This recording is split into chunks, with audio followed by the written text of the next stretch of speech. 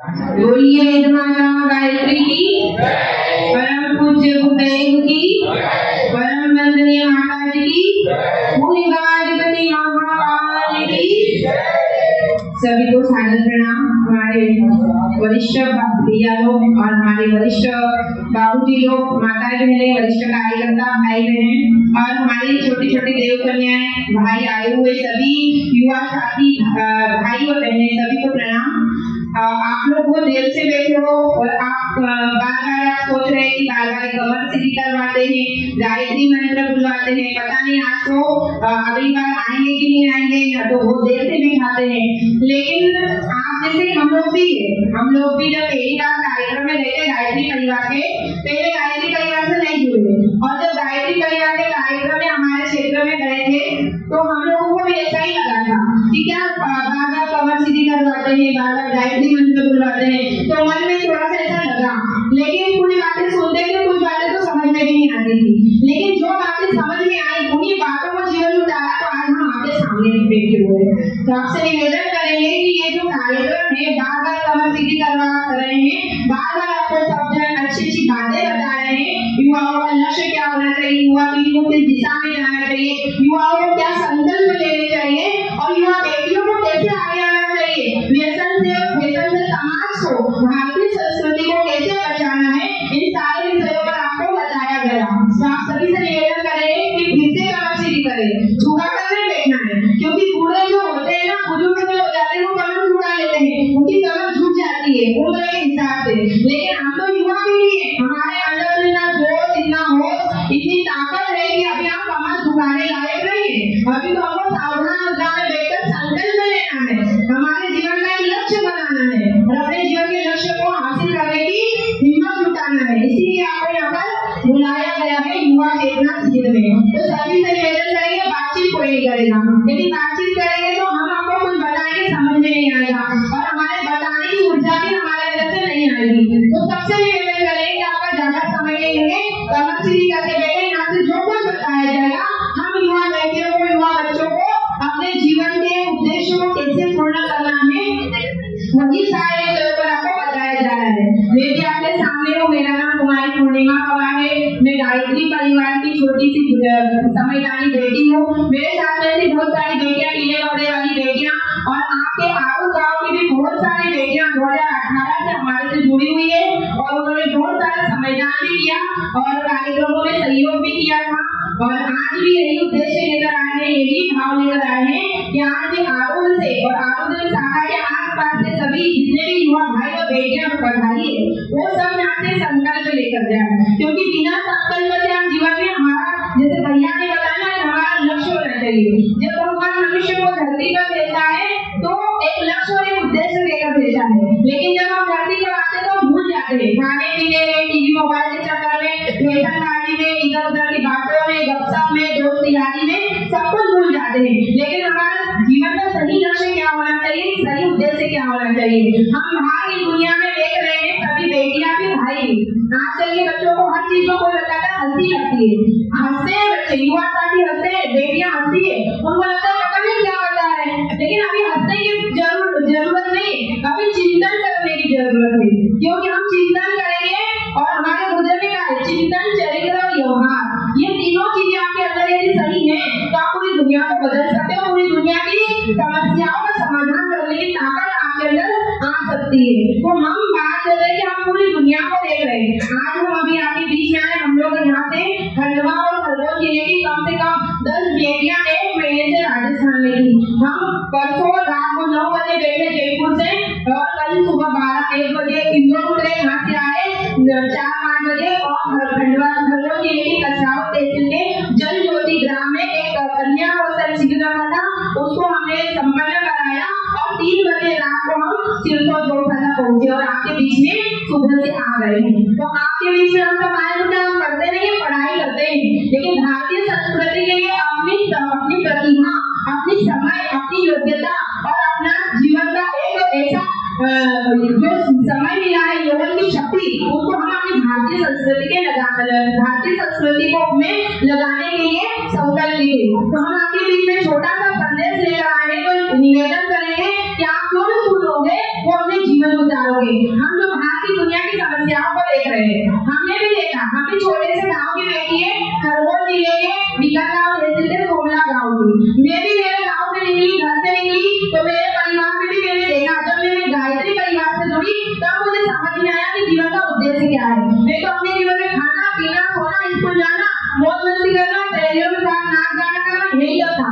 लेकिन जब गायत्री परिवार से जुड़ी, गायत्री मंत्र की साधना करी, गुरुदेव के साहित्य को पढ़ा, फिर समझ में आया कि हम छोटी छोटी बच्चियां जब रानी लक्ष्मीबाई 1857 की क्रांति का इतिहास लिख सकती है, भगत सिंह अपने जीवन में 22 साल की उम्र में देश के लिए स्वतंत्रता संग्राम सेनानी बनकर इस मातृभूमि की रक्षा के लिए बलिदान दे सकते हैं, उस समय का वो इतिहास लिख सकते हैं। स्वामी विवेकानंद 1882 में उन्होंने 1800 के समय में कार्य किया और 35 वर्ष के उम्र जिए, ज्यादा उम्र नहीं जिए, वो 35 वर्ष की जिए और 35 वर्ष में उन्होंने पूरे भारत का भ्रमण किया, भारत ही नहीं विदेशों में जाकर भारतीय संस्कृति को पहुंचाया और उन्होंने उस समय का इतिहास लिखा। क्या हम आज की युवा पीढ़ी, आज की बेटियां, आज के युवा, आज के लड़के लड़कियां आज से इतिहास नहीं लिख सकते?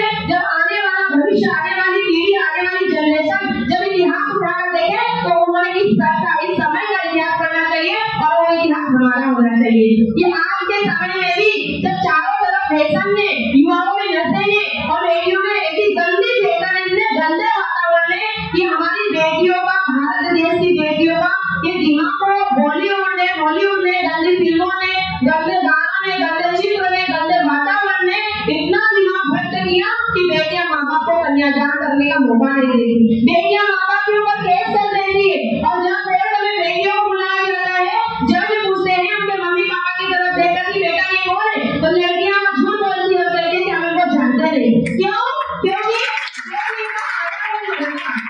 क्योंकि आया वो लड़का हमारे लिए इतना महत्वपूर्ण हो जाता है, उसने क्या 2-4 गिफ्ट दे दिए, 2-4 हमसे बातें कर ली है, क्या हमने उसे कुछ बता दिया, घुमा फिरा दिया, हम उसकी बातों में आकर हमारे माँ बाप को धोखा दे देते हैं। क्या मम्मी पापा इसलिए पैदा करते हैं कि बेटा 20 साल की होना, 22 साल की होना और 2 दिन का आया हुआ लड़का आए तो हमें भूल जाना। लड़कियां यही कर गलती करती है।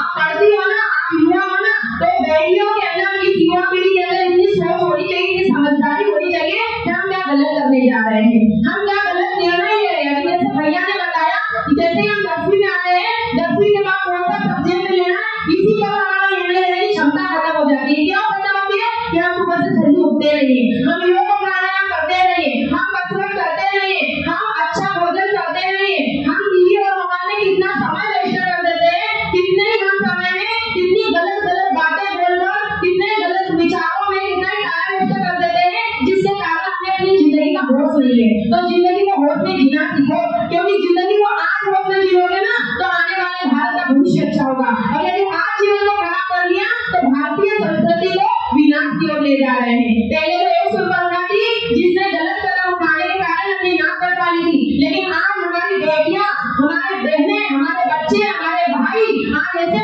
कदम उठाए, ऐसे काम कर रहे हैं जिसके लिए उनकी नाक नहीं करती, माँ बाप की भी करती है, समाज की भी करती है, देश की करती है, कोई भारतीय संस्कृति की नाक कट रही है। आज भारत माता रो रही है। जब भारत माता की जय बोलते हो ना तो जय बोलने का अधिकार नहीं है, जय बोलते हो तो जयकारे में उनकी करुणा को भी सुनो, उनकी पुकार को भी सुनो कि हम भारत की जय बोल रहे हैं, हम भारत में पैदा हुए हैं और हमारे भारत की संस्कृति है देव संस्कृति, मतलब देवताओं की संस्कृति। जिस देश में देवताओं ने जन्म लिया, और देवता कौन? जो देता है। सूर्य को हम देवता बोलते हैं, चंद्र को हम देवता बोलते हैं, जल को हम देवता बोलते हैं, हवा को हम देवता बोलते हैं, धरती को माता बोलते हैं। क्या बोलते हैं? देवी देवता। क्यों? क्योंकि हमको सूर्य दे रहा है, हमको प्रकृति दे रही है, हमको पर्यावरण दे रहा है, पेड़ पौधे हमको दे रहे हैं, नदियां हमको दे रही है और बदले में कुछ नहीं दे रहे। लेकिन हमारी संस्कृति हमको सिखा रही है कि देव संस्कृति मतलब देवताओं की संस्कृति और देवता देने वाले। लेकिन हम क्या बन चुके हैं? देवता सिर्फ ले रहे हैं, प्रकृति से ले रहे, सबसे ले रहे, लेकिन देने की बात है तो हम प्रकृति को, धरती माता को मल मूत्र गंदगी, प्लास्टिक, पॉलीथीन, डिस्पोजल के अलावा कुछ नहीं दे रहे हैं। हम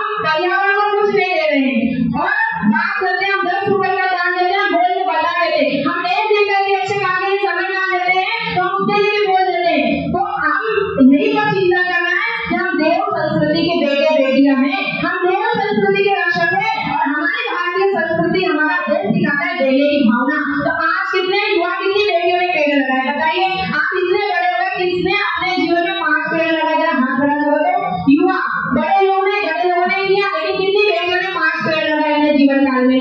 कितने युवाओं ने पेड़ लगाए? नहीं लगाए। अभी किसी का हाथ बढ़ा नहीं होगा। क्यों? क्योंकि हमको मोबाइल चलाने से टाइम नहीं मिलता, हमको टीवी देखने से टाइम नहीं मिलता, हमको इधर उधर की बात करने से टाइम नहीं मिलता। और एक सबसे बड़ा भाना स्टूडेंट लाइफ में विद्यार्थियों का सबसे बड़ा भाना कि हम पढ़ते हैं। इनका मामले पीले कपड़े वालों का सिर्फ पीले कपड़े वाले की, गायत्री परिवार वाले ही समाज को सुधारे। हम तो पढ़ते हैं। तो जो पढ़ने का भाना बना है ना, वो भी सुन लो। जो पढ़ाई का भाना बना है, हमारे समय में जितने भी हमारे बुजुर्ग दादा लोग बैठे, दादी लोग बैठी है, क्या इनके समय में इन्होंने भी संघर्ष किया? हम थोड़ा सा पढ़ाई का समय जैसे बोलते हैं कि हम पढ़ाई नहीं करेंगे तो डिप्रेशन में चले जाएंगे, हमारा लक्ष्य है। तो क्या हमारे दादा चाचा काका नाना नानी दादा दादी इन्होंने जीवन में क्या कुछ नहीं किया? हमारे पास तो पंखा है, कूलर है, सारी सुविधाएं है। लेकिन उस समय की बात है जब कुएं से पानी भरा जाता था, जंगलों से लकड़ी काटकर लानी पड़ती थी, हाथ की घटी से पीसना पड़ता था और एक परिवार में 50 से 100 लोगों का खाना बनाना पड़ता था। और इतना समय चला कोई ब्रिज न कोई कुछ सुविधाएं थी, न कोई मशीन से कपड़े धोने की, न कोई कूलर का, न कोई पंखा का, न कोई लाइट थी। उस समय में उन्होंने अपने जीवन को जिया और आगे बढ़े। हमारी माँ तो डिप्रेशन में नहीं गई, हमारे पिताजी तो डिप्रेशन में नहीं गए, हमारे दादा दादी तो डिप्रेशन में नहीं गए। आज की युवा पीढ़ी डिप्रेशन में क्यों जा रही है? इसका कारण है कि हम पढ़ाई करते नहीं है, पढ़ाई का बहाना ले लिया है और उसके बाद में हम इधर उधर की बातें करते हैं। लड़कों से लड़कियों की दोस्ती हो जाती है, लड़कियों की लड़कों से दोस्ती हो जाती है। दोस्ती करना गलत बात नहीं है। हम भी आपके सामने बैठे, हमारे साथ में गायत्री परिवार के बहुत सारे युवा साथी है, हमारे भाई है, जिनको भी हम मित्र मानते हैं। लेकिन कैसे मित्र?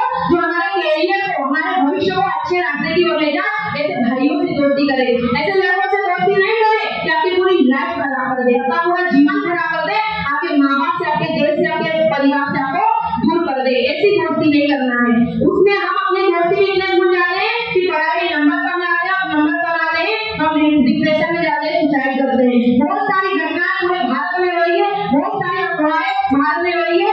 पहले भारतीय संस्कृति में ऐसी बेटियां थी जिन्होंने लोगों के सामने झुकना पसंद नहीं किया, जौहर में आग में जलना पसंद किया, बलिदान देना पसंद किया, लेकिन दूसरों के सामने अपने स्वाभिमान को झुकाना पसंद नहीं किया। लेकिन लव जिहाद में आज लव जिहाद की शिकार अनेकों बेटियां बन रही है और गलत रास्ते पर जाकर बेटियां कोई गला बांधकर आता है, तिलक लगाकर आता है, बातों करता है, उनकी बातों में फंस जाते हैं और हमारे जीवन का कितना शोषण होता है, हमारे जीवन में कितना कुछ गलत हो जाता है कि हम रोते हैं, कैंडल जलाते हैं, हम दर्द लगाते हैं, हम कमेंट करते हैं, मोबाइल में देखते हैं, ऐसा हो गया वैसा हो गया, बेटियों को घर से बाहर नहीं निकलना चाहिए, बेटों को ये नहीं करना चाहिए। तो ये गलत क्यों हो रहा है? क्योंकि हमारा चिंतन खराब हो गया, हमारा दिमाग खराब हो चुका है। अब बुद्धि को सही करना है, इसीलिए बार बार कहा गया है कि गायत्री को जपो, गायत्री मंत्र की साधना करो, क्योंकि गायत्री मंत्र जपोगे तो आपकी जिंदगी सही रास्ते की ओर चलेगी। गायत्री मंत्र का जब हर लड़की को करना चाहिए,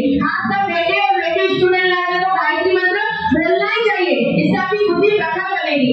आपसे क्वेश्चन है, भगवान राम को किसी ने देखा है क्या? हाँ या ना? भगवान राम को रियल लाइफ में किसी ने देखा है? रामायण पढ़ा है, फोटो में देखा है, मोबाइल टीवी में देखा है, लेकिन रियल लाइफ में नहीं देखा। भगवान कृष्ण को और राम को नहीं देखा, लेकिन एक ऐसा देवता है जिसका प्रत्यक्ष रूप में देखते हैं, वो है सूर्य। सूर्य को कई युगों से देखते आ रहे हैं और ये जो मंत्र बोला गया है गायत्री मंत्र, ये सूर्य का मंत्र है। यदि हम नित्य सुबह उठकर 10 मिनट 15 मिनट आगे कर लेते हैं, एकांत जगह पर गायत्री साधना करते हैं, गायत्री मंत्र उच्चारण मुंह से करते हैं, तो जो हम शब्दों का उच्चारण करते हैं वो हमारी ध्वनि से, हमारे मुंह से जो शब्द निकलते हैं वो टकराकर वापस हमारे तक आते हैं। हम सामने वाले को गाली देंगे, वो हमको डबल गाली देगा, हम किसी की तारीफ करेंगे, वो हमारी डबल तारीफ करेगा। तो जो शब्दों का उच्चारण करते हैं ना, वो ब्रह्मांड में ऐसे अनगिनत ऐसी शक्तियां हैं जिनको खींचकर हमारे दिमाग में, मस्तिष्क में लाता है और हमारा माइंड, हमारा दिमाग पावरफुल बन जाता है, प्रखरवान बन जाता है। और गायत्री मंत्र सूर्य का मंत्र है। सूर्य की प्रकाश संश्लेषण किरणें जब धरती पर आती है, एक किसान धरती में बीज बोता है, तो बीज अंकुरित हो जाता है और एक पौधा बनता है, वृक्ष बनता है। तो इससे वो प्रकाश संश्लेषण किरणों से, हम विज्ञान भी पढ़ते हैं, हमको पता है, साइंस में 10th में पढ़ाया गया कि प्रकाश संश्लेषण किरणों से ही प्रकृति चार्ज होती है, प्रकृति में प्राण आते हैं। तो गायत्री मंत्र बोलने वालों के अंदर भी सूक्ष्म शक्तियों का प्राण आता है। रोज गायत्री जपने से कभी भी दिमाग में गलत विचार नहीं आ सकते। हम भी आपके सामने बैठे हैं और गारंटी के साथ बोल सकते हैं कि किसी देवता का दर्शन होता है कि नहीं होता है, लेकिन गायत्री मंत्र बोलने से भटकाव से जरूर बचते हैं, गलत विचारों से जरूर बचते हैं।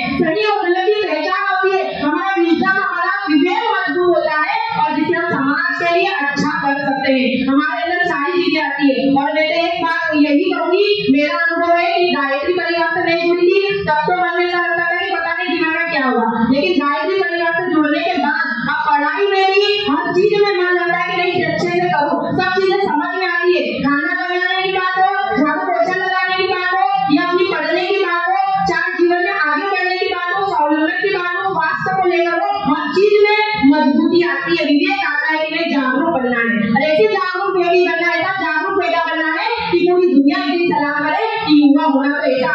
एक युवा के अच्छे कदम उठाने से पूरे भारत की युवा सुधर गए, एक बेटी का अच्छा कदम उठाने से पूरे भारत की बेटियां सही रास्ते पर आ गई है। हम लोगों को भी लोग हंसते हैं कि पीले कपड़े पहने इनका क्या है, इनको कुछ नहीं करना है, बस यही करना है। तो बहनों, जो नाचने वाली बेटियां हैं, जो डीजे साउंड और फिल्मी गानों पर आधी आधी रात को जो बच्चे, युवा पीढ़ी, युवा बच्चियां, बच्चे नाचते हैं, जो सड़कों पर नाच गाना कर रहे, गलत कपड़े पहन रहे, नशा कर रहे, गलत काम कर रहे, उन लोगों को शर्म नहीं, लेकिन धर्म और संस्कृति और भारतीय संस्कृति का जीवन को जागृत रखने वाली युग निर्माणी के लिए कपड़े पहनने वाली बेटियों को हमको भी कोई शर्म नहीं, हमको नहीं शर्म आती। क्यों? हमको अपनी माँ को भूमि से प्यार है। तो सबसे निवेदन करेंगे कि जो भारतीय चकाचौंध है ना, वहाँ से तो लोग चमक रहे हैं, हमको ऐसा लग रहा है कि हम लोग अच्छे नहीं रहे। वहाँ से लोग ईट सीमेंट के घर, ईट सीमेंट की सड़कें बन गई, भारत विकसित हो रहा है, लेकिन अंदर झाँक देंगे तो खोखलेंगे। न संवेदना बची, न करुणा बची, न ममता बची, न दया बची, न हमारे अंदर साहस और हिम्मत बचा, न विवेक बचा। तो एक कहावत है कि जंगल जंगल ढूंढ रहा मैं अपनी कस्तूरी को, कितना मुक्ति है तय करना खुद से टूटी दूरी को। जो एक मर्द होता है ना, वो जंगल में भटकता रहता है, उसको कस्तूरी की खुशबू आती है, वो जंगल में भटकता रहता है, लेकिन उसको नहीं पता कि मेरी नाभि में कस्तूरी छुपी हुई है। तो हमारे हम पूरी दुनिया में खुशियां ढूंढते हैं, पूरी दुनिया में इधर से अच्छा हो जाए, इधर से अच्छा हो जाए, वहाँ जाऊंगी तो मेरी मन को शांति मिलेगी, वहाँ जाऊंगी तो मुझे खुशी मिलेगी, वहाँ जाऊंगा तो मुझे ये मिलेगा, दोस्तों के साथ गपशप करना तो अच्छा लगेगा। ये सब हमारी भ्रम है। हम बाहर की दुनिया में खुशियां ढूंढ रहे हैं, लेकिन जो असली चीजें आपके अंदर है, इसके अंदर का ध्यान करो। जब आंखें बंद करो, गायत्री मंत्र बोलो, तो अपने आप का ध्यान करो। हमारे दुनिया में 3500 पुस्तकें लिखी, और सबसे पहली पुस्तक लिखी मैं कौन हूँ। अपने आप से उन्होंने क्वेश्चन किया, मैं कौन हूँ, मेरा लक्ष्य क्या है, मेरा उद्देश्य क्या है, और मैं जीवन में मुझे क्या करना है। जब हम अपने आप को जान लेंगे, अपने आप को पहचान लेंगे, अपने आप को संभाल लेंगे और अपनी शक्तियों को निकाल लेंगे, फिर दुनिया को जानने में हमको कठिनाइयां नहीं होगी। तो हम क्या करें, समस्या नहीं बने, समाधान बने। हर बेटे से और बेटी से ही निवेदन करूंगी कि हमको समस्या नहीं बनना है, हमको समाधान बनना है। पूरी दुनिया आए कि नहीं वो बेटी है, वो बेटा है, उसके पास पूरी समस्या का समाधान मिलेगा। क्योंकि जब समस्या आई, स्वराज से बड़ा करना था, तो पूरी दुनिया ने एक ऐसी बहन को ढूंढ उतारा और ऐसी महिला आई जब छत्रपति शिवाजी महाराज को बनाने वाली जीजाबाई, जिन्होंने स्वराज को खड़ा कर दिया। ऐसी समस्याओं का समाधान कहीं ना कहीं बहनों ने किया। तो सभी बेटियों से भी निवेदन है कि बेटियां अपनी गरिमा को पहचाने, अपनी मर्यादा को पहचाने, बेटे भी अपने जीवन के लक्ष्य को पहचाने, अपने उद्देश्य को पहचाने। और पूरे विश्व में कहा गया है कि भारतीय कैसा देश है, 33 वर्ष का युवा देश। पूरे विश्व में सबसे कोई युवा देश है तो है भारत। भारत को 33 वर्ष का युवा देश कहा गया है, क्योंकि सबसे ज्यादा युवा भारत में है, और सबसे ज्यादा युवा मिल रहा है भारत में। टीवी की लत में, मोबाइल और अन्य चीजों में भटक रहे। तो सबसे निवेदन है कि भटके हैं, भटकाओं से बचे और जीवन में एक लक्ष्य ले। हमारे जितने भी अभी भाइयों ने, युवाओं ने बोला, शुभम ने और भी, और ये सब बच्चे भी पढ़ाई करते हैं, सब अपनी पढ़ाई कर रहे हैं, लेकिन समय निकालकर भारतीय संस्कृति के लिए काम कर रहे हैं। तो सबसे निवेदन है भारतीय संस्कृति से जुड़े, भारतीय कल्चर को अपनाने में शर्म नहीं करें। और यहाँ जितनी भी आरू की बेटियां बैठी हुई है, उनसे निवेदन है, आरू की आसपास की गाँव की बेटियां, गायत्री परिवार का कोई भी कार्यक्रम हो तो आपको जाने का मौका मिले तो बहाना नहीं बनना है। जिंदगी ये बहाने बनाने के लिए नहीं मिली। अच्छे काम करोगी तो जीवन के लक्ष्य को प्राप्त करोगी। तो आपके गाँव में भी कन्याओं का एक संगठन करना चाहिए, कम से कम 108 बेटियां ऐसी तैयार हो कि जो आस-पास के 24 गाँव में 2400 बेटियां तैयार करते पूरी पंधाना तहसील में, और उसका संकल्प कौन लेगी, आरू गाँव की। आपने जितनी बातें सुनी, सुन के चले जाओगे, लेकिन जब तक आप संकल्प नहीं लोगे कि नहीं हम 2400 कन्या तैयार करेंगे, ऐसी कोई आरू की 24 बेटियां नहीं हो सकती है कि हम 2400 बेटियां तैयार करेंगे। जैसे चमाटी की बेटियों ने संकल्प लिया कि हम पूरी छेगांव माखन की 2400 कन्याओं का संकल्प लेकर 2400 बेटियां तैयार करेंगे, तो क्या आरू की पंधाना तहसील की बेटियां संकल्प ले सकती है कि हम भी 2400 बेटियां तैयार करेंगे, क्रांतिकारी बेटियां, और हर रविवार के दिन अपना समय काट देंगे, अपने गाँव में बाल संस्कार शाला चलाएंगे, सामूहिक साधना करेंगे,